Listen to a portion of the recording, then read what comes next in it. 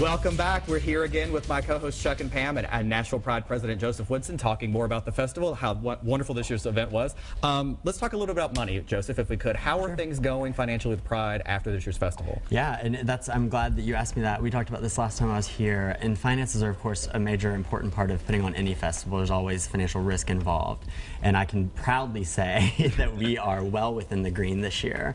When I started 5 years ago, we were about 30 in the hole, and we were, considering even maybe whether or not bankruptcy was our best option. And this year we have tens of thousands, more than 30,000 in the green.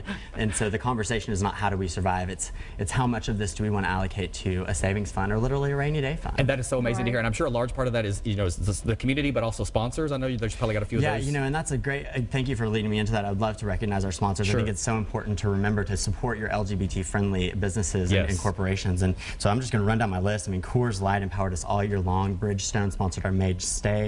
Nissan, Dollar General, Video Gaming Technologies, Hard Rock Cafe, Nationwide Insurance, Southern Comfort, Curd Records, Pride and Tribe and Play, Out and About Nashville, Nashville Scene, Twisted Fig, Absolute Vodka, Classic Party Rentals, Lightning 100, Jive, and Unite Magazine. I mean, that's just the festival sponsors, and I mean, our economic impact has been just so grand this year. I mean, and we're really proud of not only our presence in the community, but the fact that we can walk away and say, look at what we brought to the commerce of Nashville. And that's amazing. And I mean, as old timers here that have seen lots of prides come and go, it's amazing and it's wonderful to see that. It is. It really. I mean, I don't know what other way to put it, but it's amazing. I mean, from being negative in the hole, and I was there, I know, and negative in the hole, to having no money, like in the mid-90s, there were no. I mean, it's just.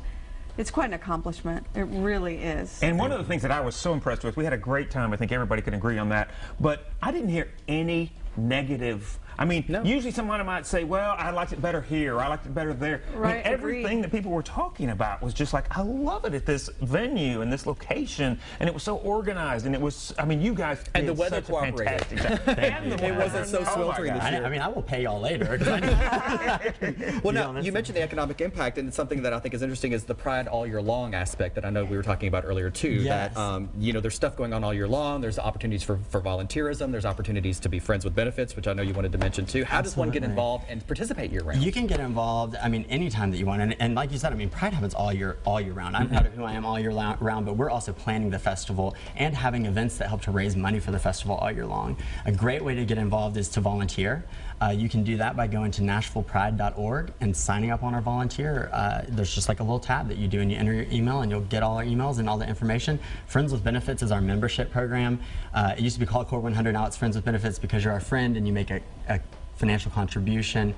You also get some excellent benefits, which include Martinis and Jazz, which was hosted at Megan Barry's house this year, our Two Chefs, Two Visions party, the Pride Rocks Curb Records pre-party on the Thursday before, and VIP at the festival. So Friends with Benefits really is worth the bang for your buck, and it's a really exciting experience. So that happens again all year long. And we got about a minute left, and I want to make sure we got a plug for your social media too, because I know there's tons of photos from all these events on there, lots of great coverage there. If you had your photograph taken with Mary Lambert, you can definitely go on NashvillePride.org. All of those are on there. It'll say, actually, if you'll just click festival, there's a link at the top that says pictures, and that's exactly where you would go. And then also on our Facebook, there's up to the minute live action stuff that happens even daily. So. Well, and while folks are online, again, I want to remind them to please go to outandabouttoday.com or Out and About Newspapers, or Nashville, social media site, and you can actually see some additional coverage of Pride. We've got some additional interviews, some longer time, and you can celebrate Pride all year long by watching us.